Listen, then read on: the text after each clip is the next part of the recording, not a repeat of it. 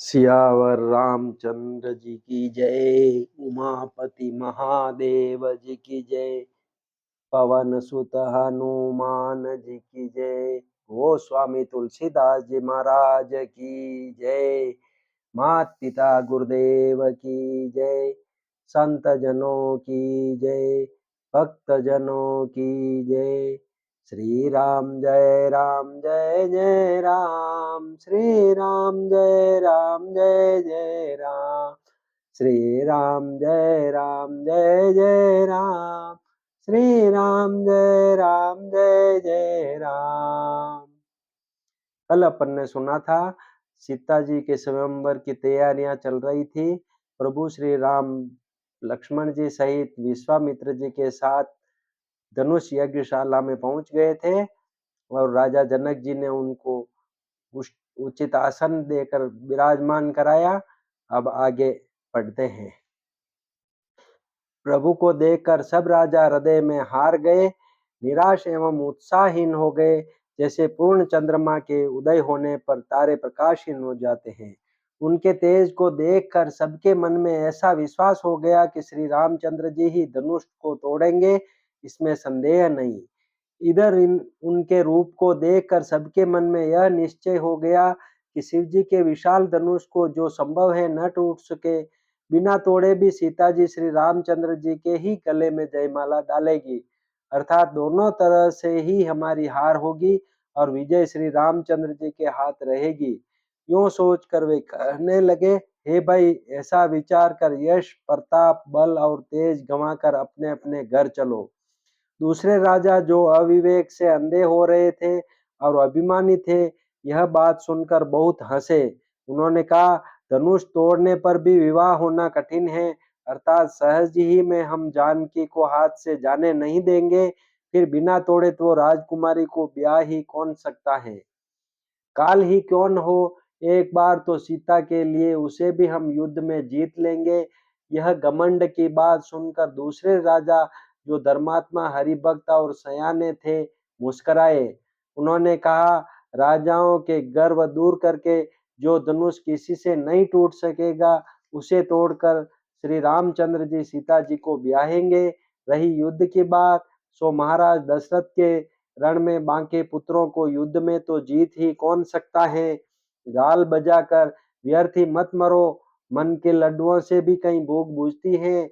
हमारी परम पवित्र निष्कपट सीख को सुनकर सीता जी को अपने जी में साक्षात जगत जननी समझो, उन्हें पत्नी रूप में पाने की आशा एवं लालसा छोड़ दो और श्री रघुनाथ जी को जगत का पिता परमेश्वर विचार कर नेत्र भरकर उनकी छवि देख लो। ऐसा अवसर बार बार नहीं मिलेगा। सुंदर, सुख देने वाले और समस्त गुणों की राशि ये दोनों भाई शिव जी के हृदय में बसने वाले हैं। स्वयं शिव जी भी जिन्हें सदा हृदय में छिपाए रखते हैं, वे तुम्हारे नेत्रों के सामने आ गए हैं। समीप आए हुए भगवत दर्शन रूप अमृत के समुद्र को छोड़कर तुम जगत जननी जानकी को पत्नी रूप में पाने की दुराशा रूप मिथ्या मृग जल को देखकर दौड़कर क्यों मरते हो। फिर भाई, जिसको जो अच्छा लगे वही जाकर करो। हमने तो श्री रामचंद्र जी के दर्शन करके आज जन्म लेने का फल पा लिया, जीवन और जन्म को सफल कर लिया। ऐसा कहकर अच्छे राजा प्रेम मग्न होकर श्री राम जी का अनुपम रूप देखने लगे। मनुष्यों की तो बात ही क्या, देवता लोग भी आकाश से विमानों पर चढ़े हुए दर्शन कर रहे हैं और सुंदर गान करते हुए फूल बरसा रहे हैं। तब अशुभ अवसर जानकर जनक जी ने सीता जी को बुला भेजा। सब चतुर और सुंदर सखियां आदर पूर्वक उन्हें लिवा चली। रूप और गुणों की खान जगत जननी जानकी जी की शोभा का वर्णन नहीं हो सकता। उनके लिए मुझे काव्य की सब उपमाएं तुच्छ लगती हैं, क्योंकि वे लौकिक स्त्रियों के अंगों से अनुराग रखने वाली हैं, अर्थात वे जगत की स्त्रियों के अंगों को दी जाती हैं। काव्य की उपमाएं सब त्रिगुणात्मक मायिक जगत से ली गई हैं। उन्हें भगवान की स्वरूपा शक्ति श्री जानकी जी के अप्राकृत चिन्मय अंगों के लिए प्रयुक्त करना, उनका अपमान करना और अपने को उपहासास्पद बनाना है। सीता जी के वर्णन में उन्हीं उपमाओं को देकर कौन कुकवि कहलाए और अपयश का भागी बने। अर्थात सीता जी के लिए उन उपमाओं का प्रयोग करना सुकवि के पद से च्युत होना और अपकीर्ति मोल लेना है। कोई भी सुकवि ऐसी नादानी एवं अनुचित कार्य नहीं करेगा। यदि किसी स्त्री के साथ सीता जी की तुलना की जाए तो जगत में ऐसी सुंदर युवती है ही कहाँ जिसकी उपमा उन्हें दी जाए। पृथ्वी की स्त्रियों की तो बात ही क्या, देवताओं की स्त्रियों को भी यदि देखा जाए तो हमारी अपेक्षा कई अधिक दिव्य और सुंदर हैं। तो उनमें सरस्वती तो बहुत बोलने वाली हैं, पार्वती अर्धांगिनी हैं, अर्थात अर्ध नारी नटेश्वर के रूप में उनका आधा ही अंग स्त्रिका है। शेष आधा भाग पुरुष शिवजी का है। कामदेव की स्त्री रति पति को बिना शरीर का जानकर बहुत दुखी रहती हैं और जिनके विष और मध्य जैसे समुद्र से उत्पन्न होने के नाते प्रिय भाई हैं, उन लक्ष्मी के समान तो जानकी जी को कहा ही कैसे जाए। जिन लक्ष्मी जी की बात ऊपर कही गई है वे निकली थी खारे समुद्र से, जिसको मतने के लिए भगवान ने अति कर्कश पीठ वाले कश्यप का रूप धारण किया। रस्सी बनाई गई महान विष्टर वासुकी नाग की मथनी का कार्य किया अतिशय कठोर मंदराचल पर्वत ने और उसे मथा सारे देवताओं और दैत्यों ने मिलकर। जिन लक्ष्मी को अतिशय शोभा की खान और अनुपम सुंदरी कहते हैं, उनको प्रकट करने में हेतु बने ये सब असुंदर एवं स्वाभाविक ही कठोर उपकरण, ऐसे उपकरणों से प्रकट हुई लक्ष्मी श्री जानकी जी की समता को कैसे पा सकती हैं। हाँ, इसके विपरीत यदि छवि रूपी अमृत का समुद्र हो, परम रूपमय कश्यप हो, शोभा रूप रस्सी हो, श्रृंगार पर्वत हो और उस छवि के समुद्र को स्वयं कामदेव अपने ही कर कमल से मथे, इस प्रकार का संयोग होने से जब सुंदरता और सुख की मूल लक्ष्मी उत्पन्न हो तो भी कवि लोग उसे बहुत संकोच के साथ सीता जी के समान कहेंगे। जिस सुंदरता के समुद्र को कामदेव मथेगा वह सुंदरता भी प्राकृत लौकिक सुंदरता ही होगी, क्योंकि कामदेव स्वयं भी त्रिगुणमयी प्रकृति का ही विकार है। अतः उस सुंदरता को मत कर प्रकट की हुई लक्ष्मी भी उपर्युक्त लक्ष्मी की अपेक्षा कहीं अधिक सुंदर और दिव्य होने पर भी होगी प्राकृत ही। अतः उसके साथ भी जानकी जी की तुलना करना कवि के लिए बड़े संकोच की बात होगी। जिस सुंदरता से जानकी जी का दिव्याति दिव्य परम दिव्य विग्रह बना है वह सुंदरता उपर्युक्त सुंदरता से भिन्न अप्राकृत है। वस्तुतः लक्ष्मी जी का अप्राकृत रूप भी यही है। यह वह कामदेव के मतने में नहीं आ सकती और वह जानकी जी का स्वरूप ही है, अतः उनसे भिन्न नहीं और उपमा दी जाती है भिन्न वस्तु के साथ। इसके अतिरिक्त जानकी जी प्रकट हुई हैं स्वयं अपनी महिमा से, उन्हें प्रकट करने के लिए किसी भिन्न उपकरण की अपेक्षा नहीं है, अर्थात शक्ति शक्तिमान से अभिन्न अद्वैत तत्व है, अतएव अनुपमेय है। यही गूढ़ दार्शनिक तत्व भक्त शिरोमणि कवि ने इस अभूतोपमालंकार के द्वारा बड़ी सुंदरता से व्यक्त किया है। सयानी सखियां सीता जी को साथ लेकर मनोहर वाणी से गीत गाती हुई चली। सीता जी के नवल शरीर पर सुंदर साड़ी सुशोभित हैं।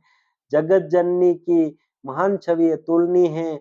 सब आभूषण अपनी अपनी जगह पर शोभित हैं, जिन्हें सखियों ने अंग अंग में भली भांति सजाकर पहनाया है।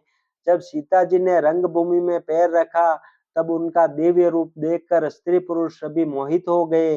देवताओं ने हर्षित होकर नगाड़े बजाए और पुष्प वर्षा कर अप्सराएं गाने लगी। सीता जी के कर कमलों में जयमाला सुशोभित हैं। सब राजा चकित होकर अचानक उनकी ओर देखने लगे। सीता जी चकित चित्त से श्री राम जी को देखने लगे। तब सब राजा लोग मोह के वश हो गए।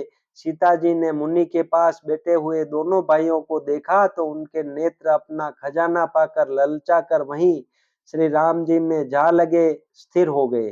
परंतु गुरुजनों की लाज से तथा बहुत बड़े समाज को देखकर सीता जी सकुचा गई।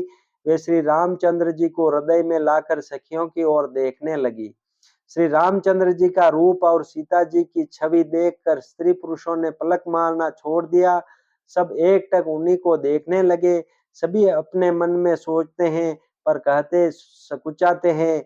मन ही मन वे विधाता से विनय करते हैं, हे विधाता, जनक की मूढ़ता को शीघ्र हर लीजिए और हमारी ही ऐसी सुंदर बुद्धि उन्हें दीजिए कि जिससे बिना ही विचार किए राजा अपना प्रण छोड़कर सीता जी का विवाह राम जी से कर दें। संसार उन्हें भला कहेगा, क्योंकि यह बात सब किसी को अच्छी लगती है। हठ करने से अंत में भी हृदय जलेगा। सब लोग इसी लालसा में मग्न हो रहे हैं कि जानकी जी के योग्य वर तो यह सांवला ही है।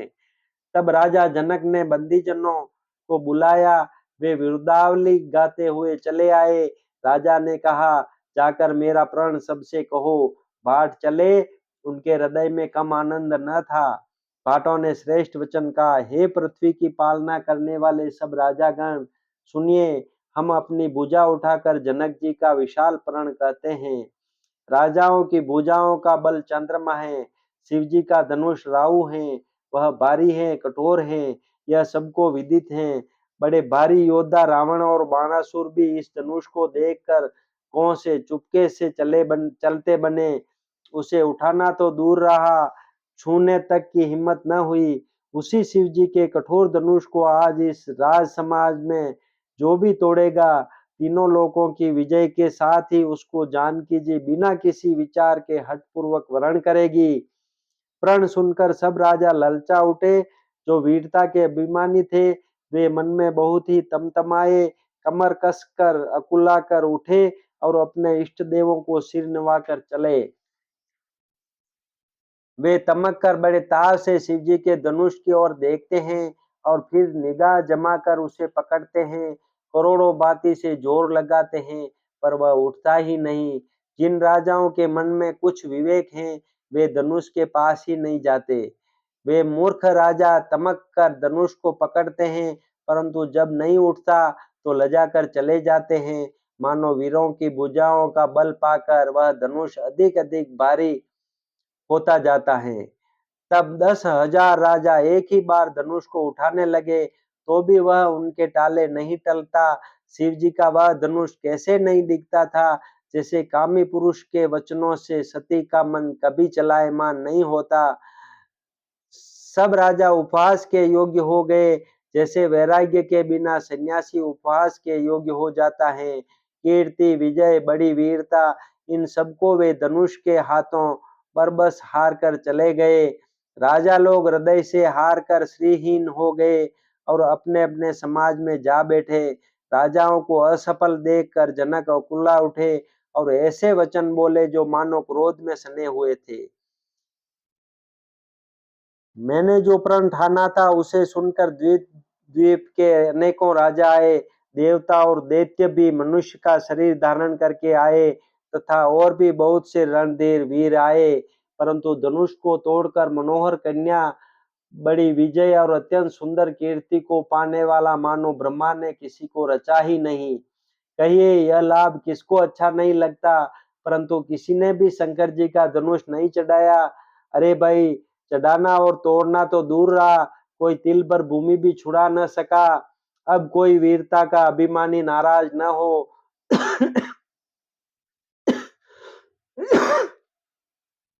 मैंने जान लिया, पृथ्वी वीरों से खाली हो गई। अब आशा छोड़कर अपने अपने घर जाओ। ब्रह्मा ने सीता का विवाह लिखा ही नहीं। यदि प्रण छोड़ता हूँ तो पुण्य जाता है, इसलिए क्या करूं, कन्या कुंवारी ही रहे। यदि मैं जानता कि पृथ्वी वीरों से शून्य है तो प्रण करके उपहास का पात्र न बनता। जनक के वचन सुनकर सभी स्त्री पुरुष जानकी जी की ओर देखकर दुखी हुए, परंतु लक्ष्मण जी तमतमा उठे। उनकी भौहें टेढ़ी हो गई, ओठ फड़कने लगे और नेत्र क्रोध से लाल हो गए। श्री रघुवीर जी के डर से कुछ कह तो सकते नहीं, पर जनक के वचन उन्हें बाण से लगे। जब न रह सके, तब श्री रामचंद्र जी के चरण कमलों में सिर नवाकर वे यथार्थ वचन बोले। रघुवंशियों में कोई भी जहाँ होता है, उस समाज में ऐसे वचन कोई नहीं कहता जैसे अनुचित वचन रघुकुल शिरोमणि श्री राम जी को उपस्थित जानते हुए भी जनक जी ने कहे हैं। हे सूर्य कुल रूपी कमल के सूर्य, सुनिए, मैं स्वभाव ही से कहता हूँ, कुछ अभिमान करके नहीं।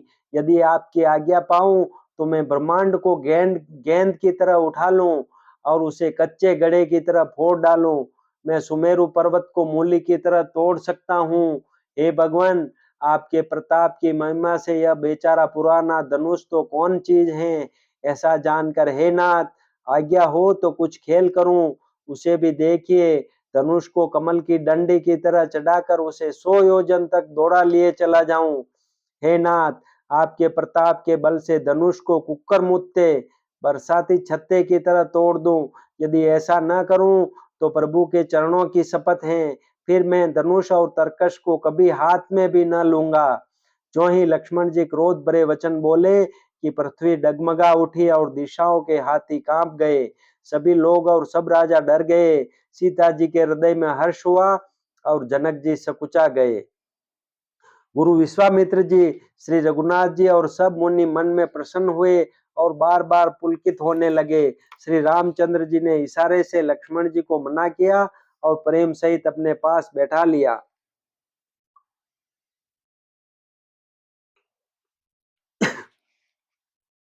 विश्वामित्र जी शुभ समय जानकर अत्यंत प्रेम भरी वाणी बोले, हे राम, उठो, शिव जी का धनुष तोड़ो और हे तात, जनक का संताप मिटाओ। गुरु के वचन सुनकर श्री राम जी ने चरणों में सिर नवाया। उनके मन में न हर्ष हुआ न विषाद, और वे अपनी एंड खड़े होने की शान से जवान सिंह को भी लजाते हुए सहज स्वभाव से ही उठ खड़े हुए। मंच रूपी उदयाचल पर श्री रघुनाथ जी रूपी बाल सूर्य के उदय होते ही सब संत रूपी कमल खिल उठे और नेत्र रूपी भौरे हर्षित हो गए। बोलो श्यावर रामचंद्र भगवान की जय। उमापति महादेव जी की जय। पवन सुत हनुमान जी की जय। गोस्वामी तुलसीदास जी महाराज की जय। मात पिता गुरुदेव की जय। संत जनों की जय। भक्त जनों की जय। श्री राम जय राम जय जय राम। श्री राम जय राम जय जय राम। श्री जय राम जय जय राम। श्री राम जय राम जय जय राम।